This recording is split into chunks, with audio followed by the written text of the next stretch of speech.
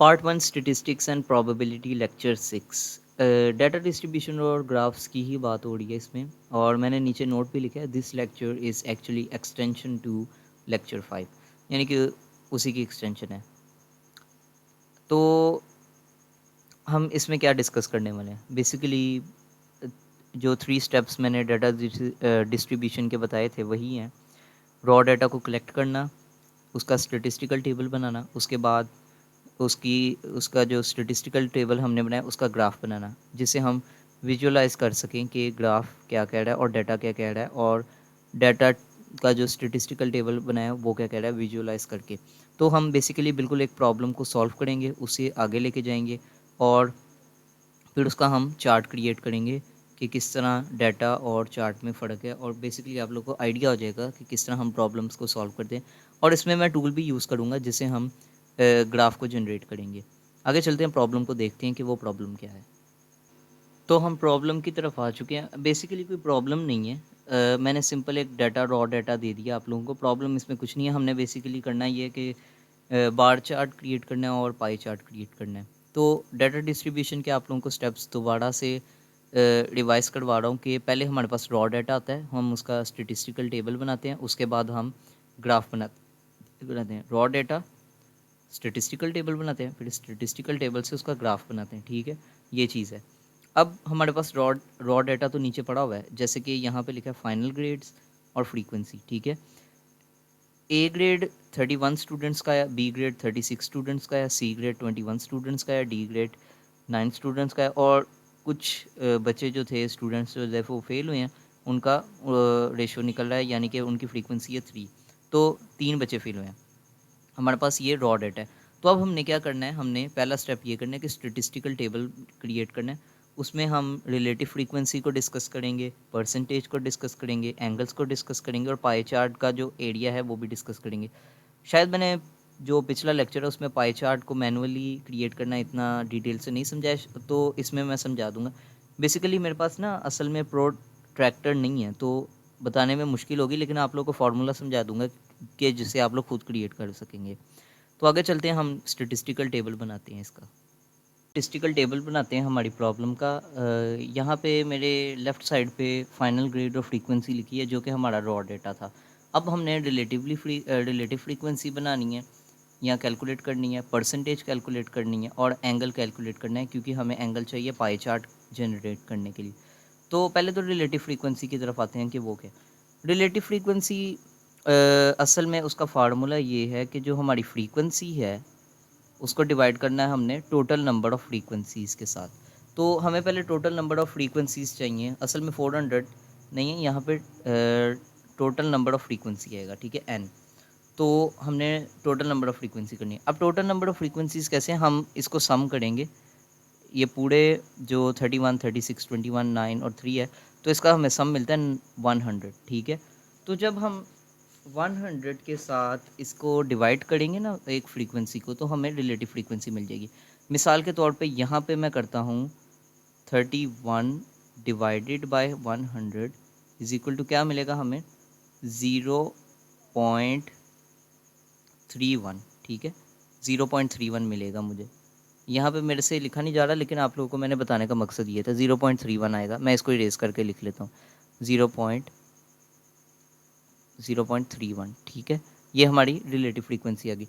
अब मैं क्या करूँगा, 36 को डिवाइड करूँगा 100 के साथ, तो मेरे पास इसकी रिलेटिव फ्रीक्वेंसी आ जाएगी। वो क्या आएगी हमारे पास, 0.36, ठीक है। तो मैं यहाँ पे लिखूँगा 0.36, ठीक है। अब मैं 21 को डिवाइड करूँगा 100 के साथ, तो मेरे पास इसकी रिलेटिव फ्रीक्वेंसी क्या आएगी, वो आएगी 0.21, ठीक है। मैं इधर लिख लेता हूँ 0.21, और इसकी मैं रिलेटिव फ्रीक्वेंसी निकालता हूँ 0.09, और आगे मैंने इसकी रिलेटिव फ्रीक्वेंसी निकाली 0.03। तो ये मेरी सारी रिलेटिवली फ्रीक्वेंसीज़ हो गई। अच्छा, रिलेटिव फ्रीक्वेंसीज़ की एक मज़ेदार बात ये कि जब हम इसको सम करेंगे ना रिलेटिव फ्रीक्वेंसी को, ठीक है, तो उसका सम आएगा 1। इंटर रिलेटेड है, क्योंकि यहाँ पे हम डेसिमल में वैल्यूज़ कर रहे हैं, तो इसका मतलब ये है कि 1 आएगा। अब परसेंटेज कैलकुलेट करते हैं। परसेंटेज असल में रिलेटिव फ्रीक्वेंसी टाइम्स 100 है, ठीक है, तो वो परसेंटेज है। तो जब हम 0.31 को मल्टीप्लाई करेंगे 100 के साथ, 0.31 टाइम्स 100, तो हमें परसेंटेज में आंसर आएगा इसका 31%।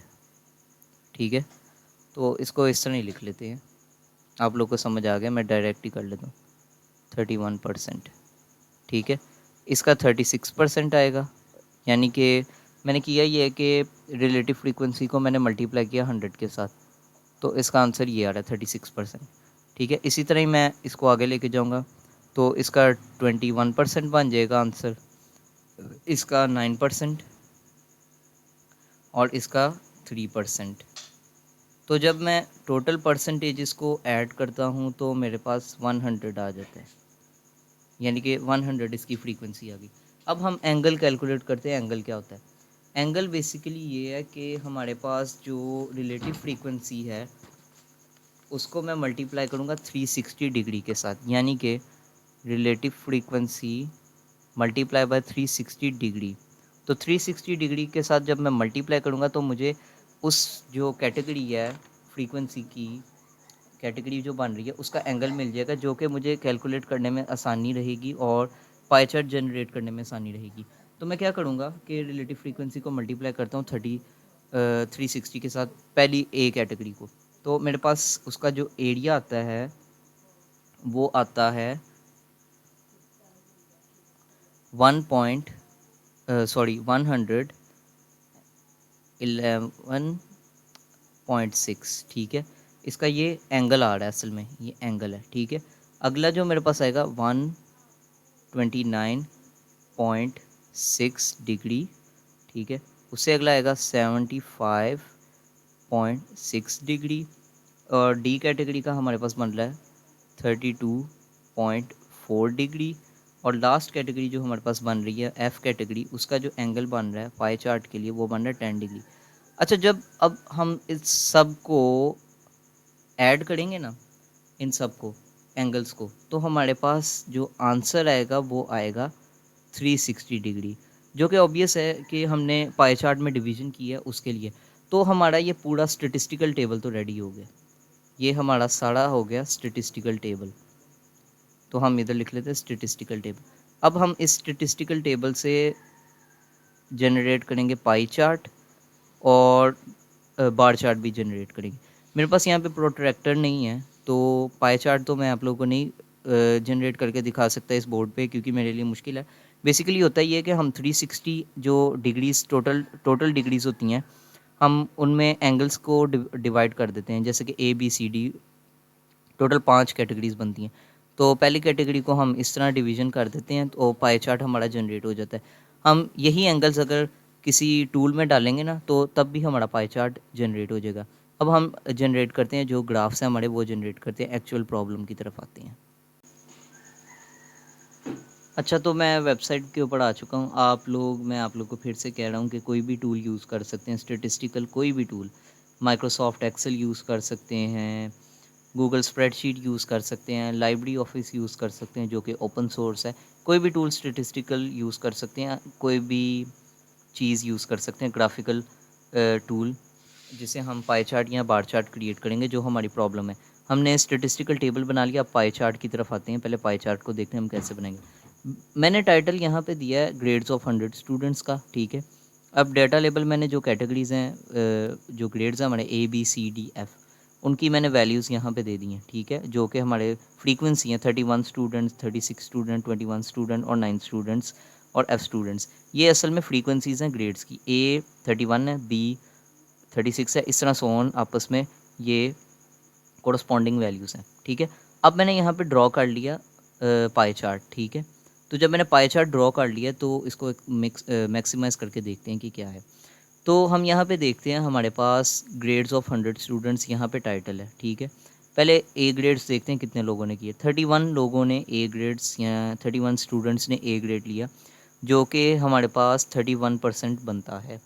बी ग्रेड 36 स्टूडेंट्स का है, जो कि ज़्यादा बड़ी, सबसे बड़ी कैटेगरी बी ग्रेड की है, और 36% स्टूडेंट्स ने ग्रेड्स हासिल किया बी ग्रेड। ठीक है, सी ग्रेड 21 या 21% स्टूडेंट ने हासिल किया, उनका आए। डी ग्रेड जो है हमारे पास 9% या 9 स्टूडेंट का है, ठीक है। 3 स्टूडेंट्स हमारे फेल हुए जो कि बेसिकली 3% बनते हैं। पाई चार्ट आप लोगों ने देख लिया। असल में मैं पाई चार्ट बना नहीं सकता क्योंकि ग्राफिक टैबलेट पे मेरे पास, पहली बात तो ये प्रोट्रैक्टर मैं यूज़ ही नहीं कर सकता ग्राफिक टैबलेट पे, ठीक है। मेरे लिए बहुत ज़्यादा मुश्किल है, क्रिएट कर ही नहीं सकता, बेसिकली कंस्ट्रेंट समझ लेंगे।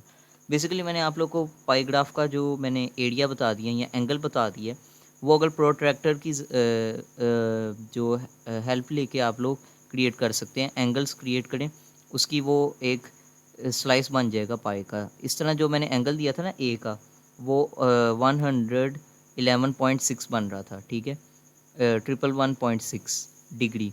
तो इसका एंगल वो बनता है, ठीक है। इतना अगर आप लोग रेशो निकालेंगे प्रोट्रैक्टर की मदद से, तो आप लोग इजीली पाई चार्ट मैनुअली भी क्रिएट कर सकते हैं। मुझे ये सॉफ्टवेयर यूज़ करना पड़ रहा है क्योंकि मेरी मजबूरी है, आप लोग प्रैक्टिस के तौर पे उसको भी करें। अब आगे चलते हैं बार चार्ट की तरफ। बार चार्ट की तरफ मैं आता हूँ, यहाँ पे मैं बार चार्ट की तरफ कन्वर्ट हो जाता हूँ। मैंने पहले ही डाटा इनपुट कर दिया, यहाँ पे टाइटल दे दिया, यहाँ पे डाटा का लेबल दे दिया ABCDF, ठीक है, और मैंने उसकी वैल्यूज़ जो फ्रीक्वेंसीज हैं वो दे दी हैं, और यहाँ पे मैंने ऑलरेडी ड्रॉ कर दिया हुआ था, लेकिन एक बार फिर रिफ़्रेश कर लेता हूँ। तो अब बार चार्ट की तरफ आते हैं। बार चार्ट में नीचे मैंने टाइटल दिया है एक्स एक्सिस का फाइनल ग्रेड्स, यानी कि ये ग्रेड्स हैं ABCDE तो नहीं है, सॉरी F है, और फ्रीक्वेंसी यानी कि कितने स्टूडेंट्स, नंबर ऑफ़ स्टूडेंट्स ने ग्रेड हासिल किया, ठीक है। तो ए ग्रेड कितने स्टूडेंट्स ने हासिल किया है या लिया है, 31 स्टूडेंट्स ने ए ग्रेड लिया है। बी ग्रेड 36 स्टूडेंट्स ने लिया है। सी ग्रेड 21 स्टूडेंट्स ने लिया है। डी ग्रेड 9 स्टूडेंट्स ने लिया है। एफ़ यानी कि जो फेल हुए हैं वो 3 स्टूडेंट हैं, जो कि 3% माने बनते हैं। पाई चार्ट में हमें परसेंटेज भी मिल रही थी, लेकिन यहाँ पे हमें परसेंटेज नहीं मिल रही। कभी कभार पाई चार्ट अच्छा होता है डाटा के हिसाब से, कभी कभार बार चार्ट अच्छा होता है। ये डिपेंड करता है आप लोगों ने किस तरह का कॉन्टेक्स्ट क्या है, और डाटा का किस तरह का डाटा आप लोगों के पास है, ठीक है। ये इन चीज़ों के लिए होता है। दोनों को आपस में कंपेयर नहीं कर सकते, दोनों का अलग-अलग रोल है, अलग फंक्शन है, ठीक है। तो हमने एक प्रॉब्लम सॉल्व की। पहले हमारे पास रॉ डाटा था, ठीक है, यहाँ पे देखते हैं। पहले हमारे पास रॉ डाटा था, हमने उससे स्टैटिस्टिकल टेबल बनाया। स्टैटिस्टिकल टेबल की मदद से हमने ग्राफ जनरेट करना है। अब यहाँ पे जो मैं बता रहा हूँ कि हमारे पास यहाँ पे एंगल है, ठीक है, क्योंकि मेरे पास प्रोट्रैक्टर नहीं है तो मैं मैनुअली पाई चार्ट नहीं जनरेट कर सकता। बार चार्ट तो आप आंख बंद करके भी क्रिएट कर सकते हैं। जो यहाँ पे हमारे पास एंगल है ना, यहाँ पे तो होता ही है कि टोटल 360 एंगल्स डिग्री का एंगल होता है ना, ठीक है। तो इन एंगल्स को 360 को मैं जब इस तरह प्लग इन करता जाऊँगा प्रोट्रैक्टर की मदद से, तो मेरे पास पूरा मैनुअली एक पाई चार्ट क्रिएट हो जाएगा। लेकिन आप लोग सॉफ्टवेयर भी यूज़ कर सकते हैं। बेसिकली एग्ज़ाम्स में पाई चार्ट हमें मैनुअली ही क्रिएट करना पड़ता है, इसलिए आपको वो भी आना चाहिए।